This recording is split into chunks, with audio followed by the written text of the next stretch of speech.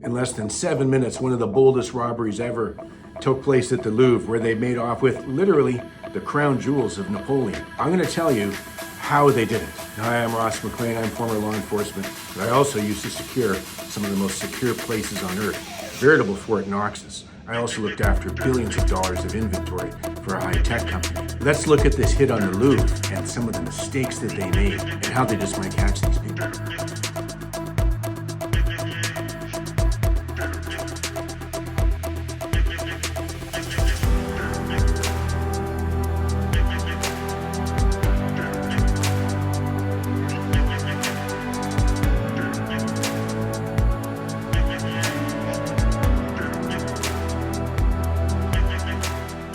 They were out in less than 7 minutes.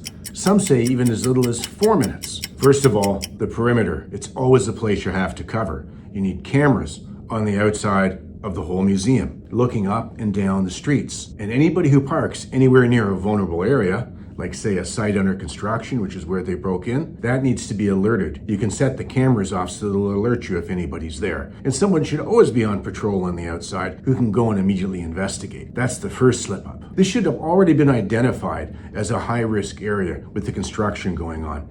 And not to mention, let's look at the construction of the outside of that building. Now, just about anybody you can see in all of those crazy climbing movies could climb up the outside of that building there with all the ridges on the cement and make it to the second floor. Should it be a surprise to the Louvre that someone might try to break in from the second floor? I don't think so. Now, when they get to the second floor, the most obvious thing here is there's a window. Now, it looks like it is probably lined minimum with some sort of security laminate on it, or maybe it was hard plexiglass. Hard to tell. But they took out angle saws and cut right through it. So my first question is, why aren't there decorative bars on the outside of those windows all the way up?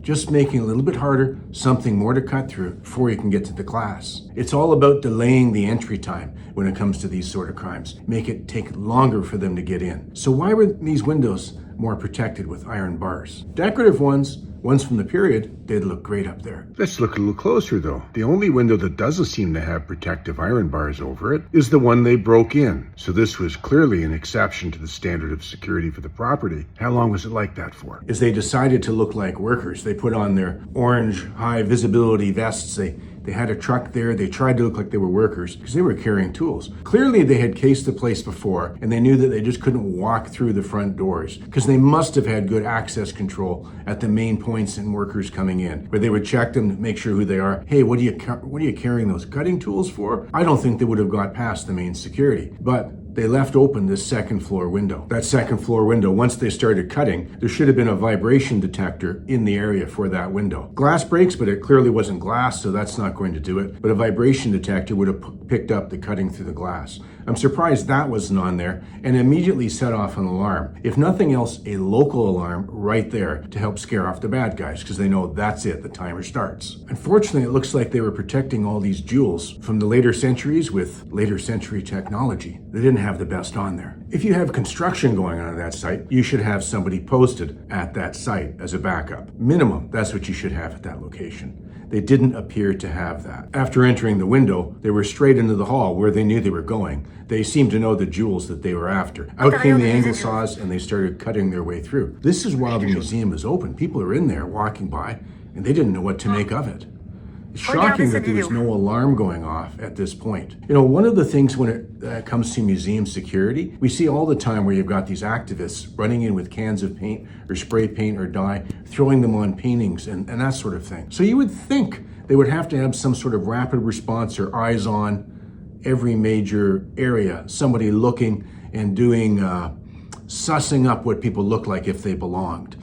People walking in with orange safety vests on carrying saws, I would have thought would have raised some suspicion. Now, once having cut through the glass, they picked out the items that they wanted, and off they went with them. They ran, they dropped one of the crowns on the way outside, and apparently it's hard to tell, there's not great information here, but they left the same way they came in. And when they got back down on their little van slide ride there, they apparently tried to set the van on fire to scuttle the evidence or perhaps maybe delay the police response because they'd have to go and deal with the van being on fire.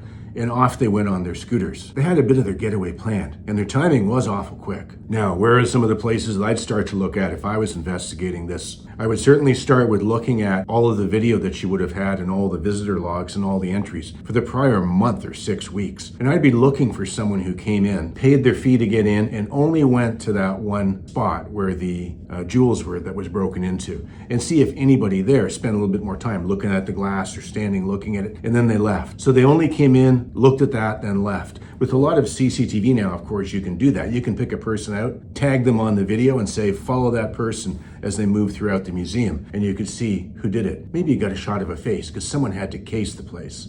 So normally, there'd be clues somewhere in the video from before, getting a look at everyone. I'd also watch the video on the outside of the streets. Sometimes what they might do is they might come up with a van and park it there and see if anybody comes by to bug them.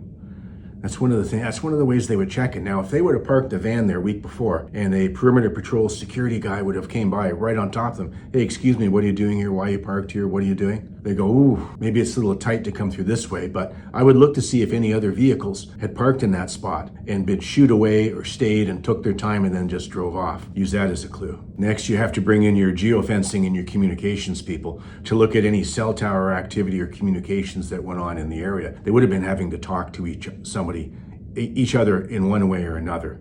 Also, what have you got on the outside of the building? There would have likely been somebody at some point keeping 6, meaning they got their back. They're looking up and down the roads, or they're hearing for any of the police sirens coming for response, and they're going to put a call out, hey, they're coming. Or the way is clear, let's go, it's still clear, something like that. So I'd have a real good look at all the security cameras around the outside that would be able to offer a good position for covering the 6 for these people. I'd certainly bring in and squeeze every construction worker that was in there or had time on the job. I'd want to see a list of every one of their names, then all the acquaintances with those people and run all the background checks. I mean, this has caused such trouble in France, right up to the president taking these crown jewels, that they're going to throw everything at it. And let me tell you, my understanding of French intelligence services is from the time you get on a plane to go to France, if it's Air France, they know about you. They got your name, they got stuff, they know the hotel they know everything about you when you're going into France. There are no slouches there on the intel. So I suspect they'll be looking for a group of people who may have come in and gone out in a time contingent with when this hit took place.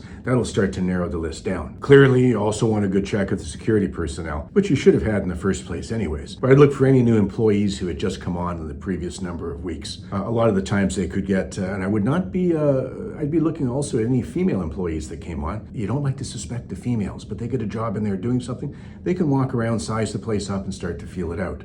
So that's another place that I would look. Now, I understand that they're also bringing on a very high-tech Israeli security company that's very good with tech and signals. They're going to look at everything they can. That's a good start to help. Let's see how they do with this one. It's a heck of a theft. And the one thing that I know when I guarded highly secure places and highly secure people is I didn't want the loss taking place on my watch, because every time that would go on your resume. Oh, were you the guy there when they made off with the crown jewels? I mean, literally. This is Ross McLean. Thanks for tuning in. If you like the information on my channel, please like, subscribe, follow, and let me know what you think might also be another clue to finding out who the thieves were in this case.